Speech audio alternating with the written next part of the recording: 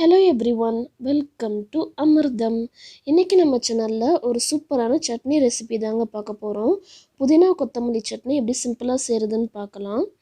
வீடியோக்குள்ள போறதுக்கு முன்னாடி நீங்க இன்னும் அமிர்தம் ஃபேமிலில ஜாயின் பண்ணலனா subscribe பட்டன் பிரஸ் பண்ணி ஜாயின் பண்ணிக்கோங்க.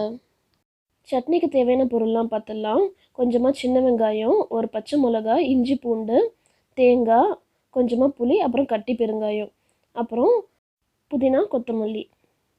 இப்போ கடாய் சூடு பண்ணிக்கோங்க. கடாய் நல்லா சூடானதும் ஒரு கரண்டி அளவுக்கு நல்லெண்ணெய் சேர்த்துக்கலாம். நல்லெண்ணெய் நல்லா சூடாகட்டும். சூடானதும் கொஞ்சமாக கருப்பு உளுந்து சேர்த்துக்கோங்க. நீங்கள் வெள்ளை உளுந்தும் சேர்க்கலாம். கருப்பு உளுந்து எலும்புக்கு ரொம்ப நல்லது, அதனால் கருப்பு உளுந்து சேர்த்துக்கிறேன். இது கூடவே கட்டி பெருங்காயம் எடுத்து வச்சோம் இல்லையா, அதையும் சேர்த்துக்கிறேன். ரெண்டையும் நல்லா வதக்கிடுங்க. உளுந்து கலர் மாறினதும் நம்ம இதை பிளேட்டுக்கு மாற்றிடலாம். இப்போது உளுந்து கலர் மாறிடுச்சு. இப்போது நான் பிளேட்டுக்கு மாற்றிடுறேன். புதினா கொத்தமல்லியில் பார்த்தீங்கன்னா பித்தத்தை தணிக்கக்கூடிய எல்லா தன்மையும் அதில் அதிகமாகவே இருக்குது. அதனால் வாரத்தில் ஒரு 2 நாளாவது புதினா கொத்தமல்லி சட்னி, துவையல் அந்த மாதிரி எதாவது செஞ்சு சாப்பிடுங்க. கீரையோட எல்லா பெனிஃபிட்டும் இதுலேயும் இருக்குது. இப்போது நம்ம சின்ன வெங்காயம் கட் பண்ணோம் இல்லையா, அதுவும் நான் சேர்த்து வதக்கிடுறேன். சின்ன வெங்காயம், இஞ்சி பூண்டு, அப்புறம் பச்சை மிளகா, கொஞ்சமாக புளி எல்லாத்தையும் ஒன்றா சேர்த்து நம்ம வதக்கிடலாம். வெங்காயம் கலர் சீக்கிரம் மாறணுன்னா கொஞ்சமாக உப்பு சேர்த்துக்கோங்க, சீக்கிரம் வதங்கிடும். இதை சும்மா ஒரு 5 நிமிஷம் வதக்குங்க போதும். அப்புறம் நம்ம தேங்காய் சேர்த்துடலாம். இப்போ கலர் மாறிச்சு பாருங்கள். இந்த ஸ்டேஜில் நம்ம தேங்காய் சேர்த்துடலாம். இந்த சட்னிக்கு நீங்கள் துருகுன தேங்காய் யூஸ் பண்ணிங்கன்னா இன்னும் சூப்பராக இருக்கும். அதுவும் ட்ரை பண்ணி பாருங்கள். நான் இன்றைக்கி கட் பண்ண தேங்காய் தாங்க யூஸ் பண்ணுறேன். இதுவும் ஒரு 2 நிமிஷம் வதக்குங்க.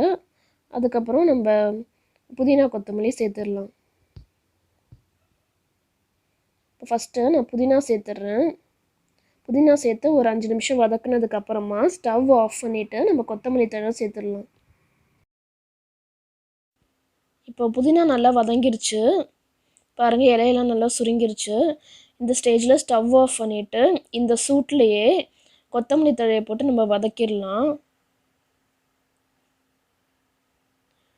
எப்பயுமே கொத்தமல்லி தழையை கடைசியாக சேருங்க, அப்போ தாங்க சட்னி நல்லா வாசனையாக இருக்கும். ஸ்டார்டிங்லேயே சேர்த்து வதக்கிட்டிங்கன்னா சட்னி நல்லா வாசனையாகவே இருக்காது, ஒரு மாதிரி சப்புன்னு ஆகிடும். இப்போது இதுவும் நல்லா வதங்கினதும் நம்ம இந்த சட்னிக்கு தேவையான உப்பு சேர்த்துடலாம். நான் கல் உப்பு தான் சேர்க்குறேன். கல்லுப்பு தாங்க சமையலுக்கு டேஸ்ட்டு கொடுக்கும், ஹெல்த்துக்கும் ரொம்ப நல்லது. அதனால் கல்லுப்பு சமையலுக்கு யூஸ் பண்ணுங்கள். இதை இப்போ மிக்சர் ஜாருக்கு மாற்றிட்டு நம்ம ஒரு ஃபைன் பேஸ்ட்டாக அரைச்சிடலாம். பாருங்கள், சட்னி ரெடி ஆகிடுச்சு. இப்போ தாளிச்சிடலாம். அவ்வளோதாங்க, முடிஞ்சுது. இந்த வீடியோ உங்களுக்கு பிடிச்சிருக்குன்னு நினைக்கிறேன். பிடிச்சிருந்தா லைக் பண்ணுங்கள், உங்கள் ஃப்ரெண்ட்ஸ் அண்ட் ஃபேமிலி கூட ஷேர் பண்ணுங்கள். நம்ம வீடியோ பார்த்த மக்கள்ஸ் எல்லோரும் மறக்காமல் நம்ம சேனல் சப்ஸ்கிரைப் பண்ணிடுங்க. தேங்க்யூ, கீப் வாட்சிங்.